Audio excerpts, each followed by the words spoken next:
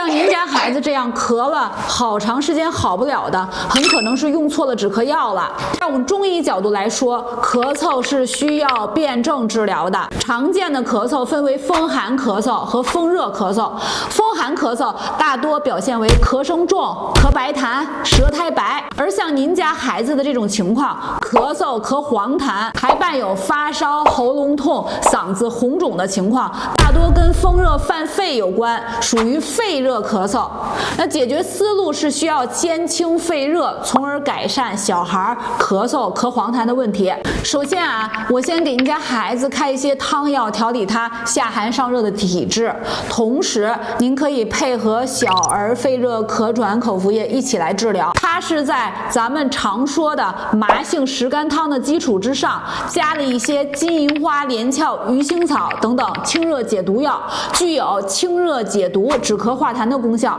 所以呢，家里日常可以备上一些小儿肺热咳喘口服液。另外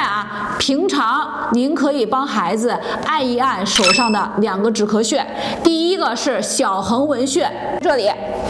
每次揉搓50次左右，能够宽胸宣肺、化痰止咳。第二个呢是清肺经，用我们的拇指按住孩子的无名指的指根，然后从指根快速的直线推到指尖，像这样这个动作可以起到止咳化痰的作用。这些您记住了吧？